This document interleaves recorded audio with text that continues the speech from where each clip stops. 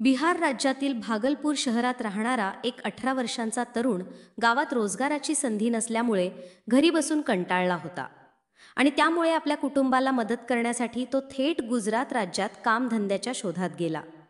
गुजरातमध्ये पोहोचल्यावर त्याने अनेक ठिकाणी चाचपणी केली आणि अखेर एका कंपनीत काम मिळवलं।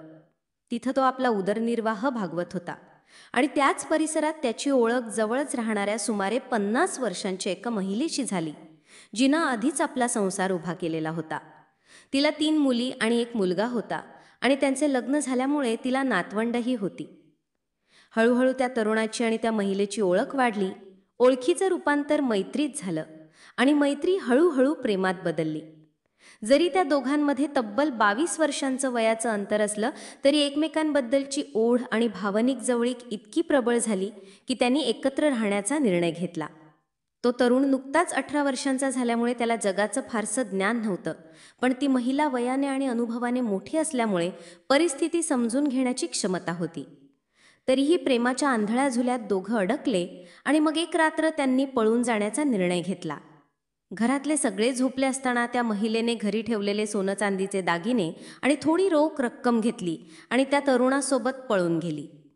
त्यांनी संध्याकाळच्या अंधारात गल्लीबोळातून पळत रेल्वे स्टेशन गाठलं। त्यावेळी तिचं वय 50 असूनही ती प्रेमासाठी धावत होती। रेल्वेच्या शेवटच्या डब्यात उभं राहून गर्दीत कशीबशी जागा मिळवत त्यांनी पुन्हा बिहारकडे परतीचा प्रवास सुरू केला आणि अखेर भागलपूरला पोहोचले, जिथं त्या तरुणाच्या घरच्यांनी त्याच्यावर फारसं काही म्हटलं नाही, पण मात्र त्या महिलेच्या वागण्यावर आक्षेप घेतला आणि तिला समजवण्याचा प्रयत्न केला की तिचं वय, तिची जबाबदारी, तिचं कुटुंब याचं भान ठेवायला हवं। पण तरीसुद्धा तिनं त्या तरुणासोबतच राहण्याचा हट्ट धरला आणि दोघांनी लग्न केलं। लव्ह मॅरेज करून भागलपूरमध्ये एकत्र राहू लागले।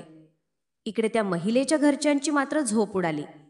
घरातून गायब झालेली पत्नी, आई आणि आजी अचानक कुठे गेली हे न कळल्याने ते चिंतेत पडले। तिला फोन करत राहिले पण फोन लागेना। मग शेवटी ते पोलिसांकडे गेले, तक्रार दिली आणि जेव्हा पोलिसांनी कॉल डिटेल्स तपासले तेव्हा लक्षात आलं की ती महिला सतत एका 18 वर्षाच्या तरुणाशी संपर्कात होती, जो त्याच दिवशी कामावरून गायब झाला होता। त्यामुळे पोलिसांनी त्याच्यावर संशय घेतला। मग तिच्या घरच्यांनी थेट गुजरातहून बिहारकडे धाव घेतली आणि त्या तरुणाच्या घरात पोहोचून तिला परत घेण्यासाठी विनवण्या करू लागले। म्हणाले की या वयात हे शोभत नाही, लेकरं आहेत, नातवंड आहेत, समाज बघतोय, परत चल घरी। पण तरीही तिनं निर्णय बदलला नाही आणि ती ठाम राहिली की आयुष्यभर या तरुणासोबतच राहणार आहे। पंचायती बोलवण्यात आल्या, गावकऱ्यांनी मध्यस्थी केली, पोलिसांनीही समजावलं, पण त्या महिलेचं म्हणणं होतं की तिनं प्रेम केलंय आणि ते खरं आहे, त्यामुळे ती मागे हटणार नाही। तिच्या घरच्यांनी भावना व्यक्त केल्या, डोळ्यात अश्रू आणून तिच्या पुढे साकडं घातलं, पण तिच्या निर्णयात कुठलाही बदल झाला नाही। आणि आता गावकरी, पंचायत आणि पोलीस मिळून काही मार्ग शोधत आहेत, पण यामध्ये सर्वात मोठा प्रश्न हाच उरतो की इतक्या मोठ्या वयाच्या फरकामध्ये केलेलं हे प्रेम वास्तवात किती काळ टिकेल। कारण जेव्हा हा तरुण 30 वर्षांचा होईल तेव्हा ती 62 वर्षांची असेल, म्हणजे जवळपास दुप्पट वयाचं अंतर आहे आणि त्यामुळे समाजात, त्यांच्या नात्यामध्ये आणि भविष्यात काय काय अडचणी येतील हे सांगता येत नाही।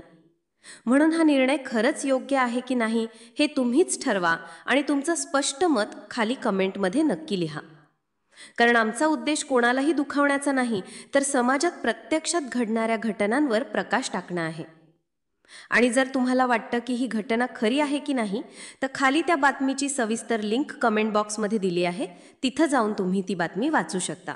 अशाच सत्य घटनांवर आधारित व्हिडिओ पाहण्यासाठी आमच्या चॅनलला लगेच सबस्क्राईब करा आणि बेल नोटिफिकेशन ऑन करायला विसरू नका। धन्यवाद।